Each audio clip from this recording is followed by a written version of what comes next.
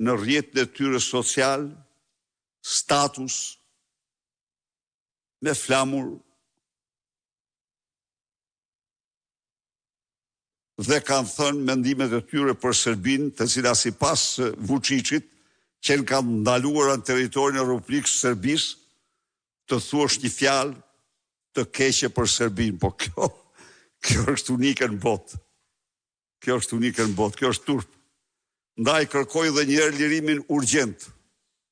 Për ndryshe opozita do të nërmarë hapat e veta të protestave të fuqishme para përfaqësisë së Beogradit në Tiranë.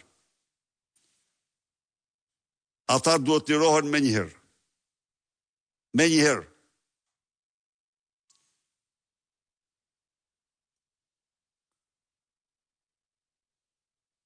Së dyti, jam këtu për denoncuar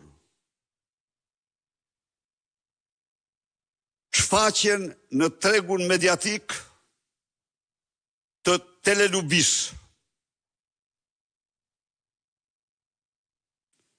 Një televizion i licencuar nga autoriteti përkatës 24 orë mbi 24 orë ka si temë të vetme lubin dhe avokatin ndaj lubis. Nuk ka akte më të turpshme dhe më abuzive me hapësirën mediatike se sa të personalizosh një media me një delinkuente që de facto është krye hajdutja. Hajdutja me madhe pas Edi Ramës e kombit shqiptar. Te i kalon çdo lloj kufiri. Kur ky televizion nuk quhet më ABC, telelubia, do të quhet telelubia. 24 orë mbi 24 orë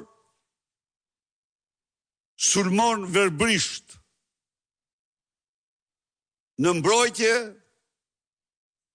të delinkuentes, duke të dërguar se është pjesë e organizatës kriminale të lubis. Po, Sokol Balluku, Balla, është antar i organizatës kriminale Balluku Rama. Dhe njëherë, ju lutem, vala është e qytetarëve, nuk është e pronarëve. Vala është publike, është pasuri publike. Dhe nuk mund të përdoret për interesa kriminale kundër publikut shqiptar.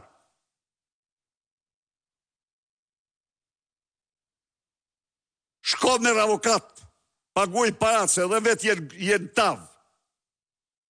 Ishtë dhe si i tjere. Ashtu s'bëhet. Është abuzimi ekstrem. Ate nuk po e bën as televizionin shtetëror.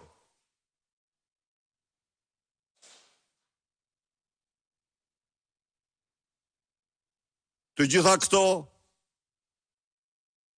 unë i ngre, këtu, i denoncoj, sepse vala është e publikut. Nuk është e pronarëve. Nuk mund të abuzohet në këtë mënyrë. Nuk mund të rrjeshtohen me 10 dishmitar të rrem nga të gjitha anë të Shqipërisë dhe Kosovës vetëm për të mbrojtur një hajdute të pamëshirë, të pangopur. Shifni, rrjeshtohen 6 dishmitar të rrem nga të gjitha viset shqiptare. 6 turpe kombëtare.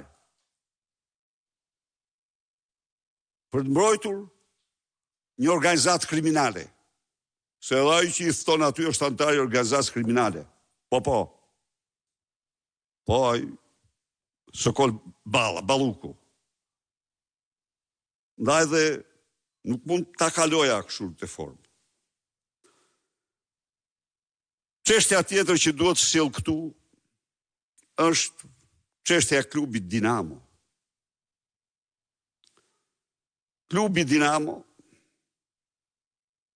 pasi i morën 75.000 metër katror tokë, ja plaçkitën.